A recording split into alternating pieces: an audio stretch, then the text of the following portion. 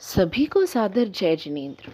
मैं वारुणी जैन आपके समक्ष लेकर आई हूँ आचार्य श्री विद्यासागर जी महाराज के रोचक संस्मरण। यह संस्मरण मैं इन 4 पंक्तियों के साथ शुरू करना चाहूँगी। जो हैं प्यार से परिपूर्ण और हंसकर परिचय सहते हैं, जो पंचम काल की रौवक्ष धरा पर अमृत जैसे बहते हैं, जिनके एक दर्शन से देखो फूल से खिलते चेहरे हैं, ज्ञान तपोनिधि श्रेष्ठ संत को गुरु विद्यासागर कहते हैं, गुरु विद्यासागर कहते हैं। कई पुस्तिकाओं में यह लिखा गया है कि आहार के समय जो श्रावक और श्रमण होता है, उन दोनों का संबंध दाता एवं पात्र का होता है और उत्तम पात्र को प्राप्त करने के बाद हर्ष की वजह से दाता कभी कभी योग्य कर्मति भूल जाता है और जब पात्र गुरुवर श्री विद्यासागर जी महाराज हों तो श्रावकगण भक्ति भाव में सारे योग्य कर्म करना भूल जाता है। तो ऐसा ही एक प्रसंग तारादेही मध्य प्रदेश में हुआ। वहाँ के सिंघई परिवार के साथ ब्रह्मचारिणी पुष्पा दीदी जी, जो वर्तमान में आरिका श्री 105 उपशांतमती माता जी हैं, उन्होंने आचार्य गुरुवर के पड़गाहन का सौभाग्य प्राप्त किया। प्रायः ऐसा देखा जाता था कि जो श्रावक गण होते थे वे साधु के पाद प्रक्षालन हेतु चौकी के बाहर ही एक कुर्सी, परात एवं जल से भरा हुआ कलश रख दिया करते थे। वहीं पर पाद प्रक्षालन कर चौके में ले जाकर पूजन की जाती थी। सिंघई परिवार ने भी उसी प्रकार पूरे पाद प्रक्षालन की तैयारी कर रखी थी, पर उत्तम पात्र के आने की खुशी में वे पाद प्रक्षालन कराना भूल ही गए और गुरुदेव को बिना पाद प्रक्षालन कराए चौके में अंदर ले गए। चौके में अंदर ले जाने के बाद संस्कारवश पूजन आदि हो गया, लेकिन पाद प्रक्षालन किए बिना ही सभी चौके वाले भोजन की थाली दिखाकर शुद्धि बोलकर मुद्रा छोड़ने का निवेदन करने लगे।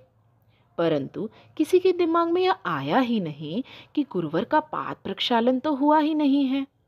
पर गुरुवर भी शांत भाव से बैठे हुए मंद मंद मुस्कुराते रहे। उन्होंने भी मुद्रा छोड़ी ही नहीं। श्रावकगण हड़िया में हड़िया लाते जाएं, दिखाते जाएं, किसी को कुछ समझ में नहीं आ रहा था। सब बार बार शुद्धि बोलकर निवेदन करने लगे, पर गुरुवर ने मुद्रा छोड़ी ही नहीं। अब सिंघई परिवार और ब्रह्मचारिणी दीदी जी सभी घबरा गए कि गलती हुई कहाँ है कि गुरुदेव मुद्रा छोड़ ही नहीं रहे हैं। पर अभी भी किसी को पाद प्रक्षालन का स्मरण नहीं हुआ। इस समय तक गुरुवर का एक चौके में पड़गने का नियम नहीं था। गुरुवर चाहते तो दूसरी जगह भी पड़गाहन दे सकते थे, पर श्रावकों को घबराया हुआ और दुखी देखकर करुणा निधान गुरुदेव चौकी से उठे और बाहर आकर जहाँ पाद प्रक्षालन हेतु परात और कुर्सी डली थी, उस पर परात में पैर रखकर कुर्सी में बैठ गए। श्रावकों को अब पाद प्रक्षालन का स्मरण हुआ। वे हर्ष से झूम उठे। सिंघई जी ने जल से भरे हुए लोटे को झटपट उठाया और जल की धारा देकर गुरुदेव का पाद प्रक्षालन बड़े ही उत्साह के साथ किया। नवदा भक्ति पूर्ण होने पर आहार प्रारंभ हुए। अब आहार के बाद ब्रह्मचारिणी पुष्पा दीदी जी ने आचार्य गुरुवर से कहा कि गुरुदेव, हम लोग तो पाद प्रक्षालन कराना ही भूल गए थे।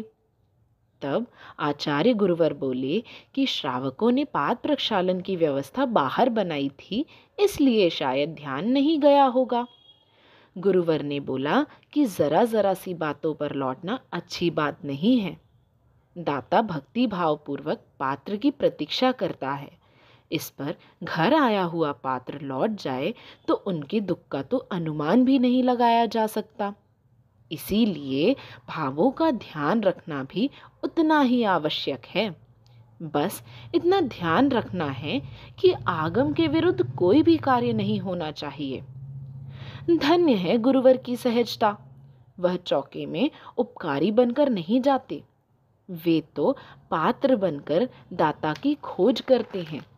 जैसे भंवर फूल को बाधा दिए बिना ही पराग का पान कर लेता है, वैसे ही गुरुदेव भी श्रावकों को विकल्प कराए बिना ही आहार कर कर चले जाते हैं।